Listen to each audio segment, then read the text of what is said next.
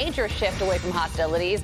President Trump canceling planned strikes on Iran, writing on Truth Social yesterday, quote, based on the fact that discussions with the Islamic Republic of Iran have been brought to the highest level of Iranian leadership and approved, I have canceled the scheduled strikes and bombings against Iran this evening.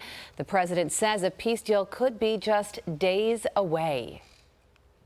It's made a great settlement of the war with Iran. And we're going to be subject to finalization of documents, which should get done over the next few days. We'll probably have a signing maybe in Europe. And it's a great thing. Stock market's up 1,000 points. Oil will start coming down to, I think, even lower than it was before. Former Deputy National Security Advisor and Heritage Foundation Vice President of National Security, Victoria Coates, joins us now. Victoria, will this deal be successful? And if so, what makes this deal different? Well, good morning, Todd and Carly. Great to be with you. Yes, I think we've seen some really significant progress in the last 24 hours towards a resolution of this conflict on President Trump's terms. And what makes this different is that the Iranians are finally moving on the nuclear file. The president has held very firm on his red lines that is what we have to have the guarantees of. They're never going to get that nuclear weapon. And if the last 3 months have taught us anything, that was the right red line to have, that they are going to use every tool at their disposal to try to blackmail the rest of the world to project their power.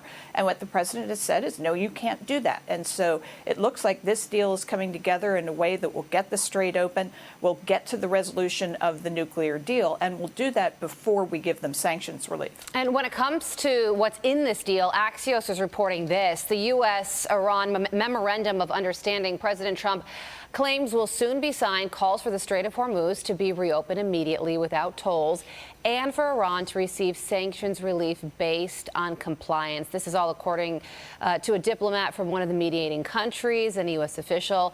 The memorandum would also extend the ceasefire for 60 days, including in Lebanon, during which time nuclear negotiations would be held. And the text includes a framework for addressing Iran's enriched uranium stockpile by possibly downblending it within the country.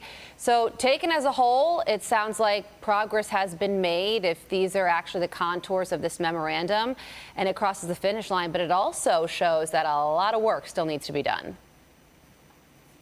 Well, it does. But I think the key phrase there, Carly, is that sanctions relief is pegged to Iranian compliance with the deal.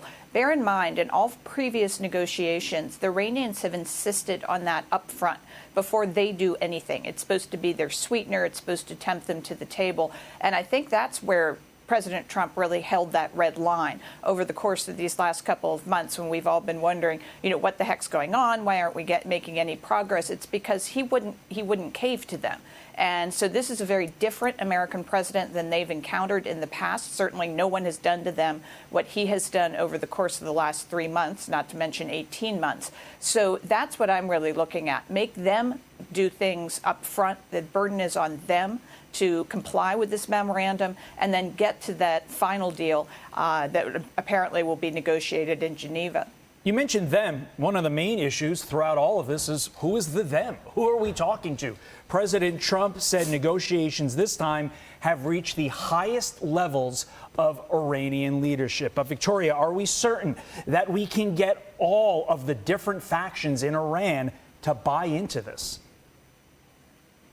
Well, we can, Todd, if what seems to be happening is the new supreme leader, Mojtaba Khamenei, appears to be coming back to life, if you will. And so I'm wondering if maybe over the course of recent weeks, we know he was very badly wounded in that initial strike that took out his father and a lot of other senior Iranian leadership and left them in absolute disarray in terms of their leadership. But if he's recovering a little bit, can start to make some decisions, he is the executive head of that country at this point. And so if the president can deal with him, if he realizes his only path to survival is to accept President Trump's terms, then for the first time in a couple of months, we do have someone we can deal with. Another notable element of this, Victoria, is what the president said on Wednesday, that the United States military has been guiding ships through the Strait of Hormuz. And when he said it, obviously Iran caught wind of it and tried to stop it because yesterday a senior U.S. official said, quote, "It appears Iran has attempted to strike commercial ships transiting the Strait of Hormuz tonight. U.S. forces shot down 2 Iranian one-way attack drones. Traffic flow through the strait continues." So even with this deal in the works, military action continues in the strait.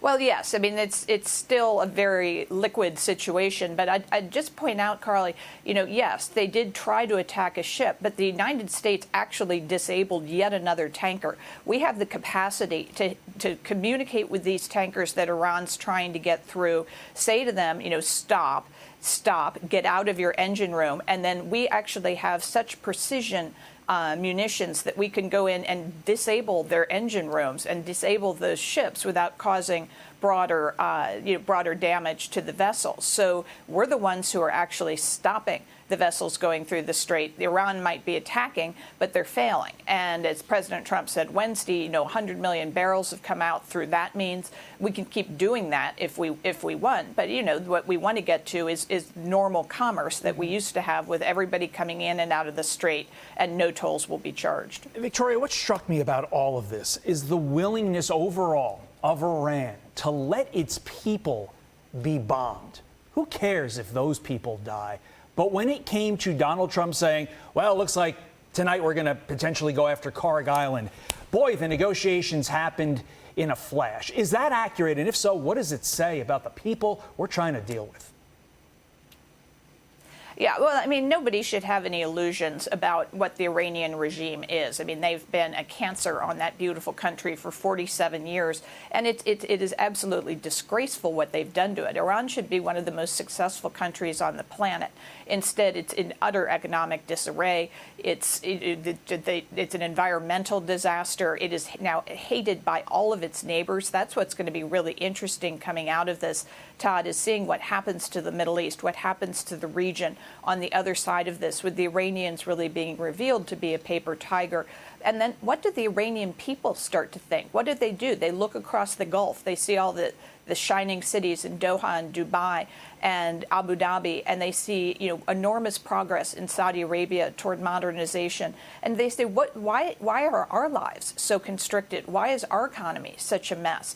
And so, yes, I mean, the regime doesn't care about them. The person who actually cares most about them is President Trump, who's said very, very positive things about them, wants a better life for them. And he didn't want to bomb that infrastructure. He didn't want to make their lives worse, and instead, got to this deal. Yeah, and the president even said yesterday that, he could take out certain water facilities. He doesn't want to do that because that would really hurt the Iranian people. He doesn't want to go to that level just yet. So he's saying that a deal could be reached possibly as soon as this weekend, and we will be all watching to see if this one crosses the finish line. Victoria, thank you so much for joining us this morning. Victoria. Have a great Friday. Be sure to like and subscribe for all the Fox News latest on YouTube and catch full shows streaming now on Fox One.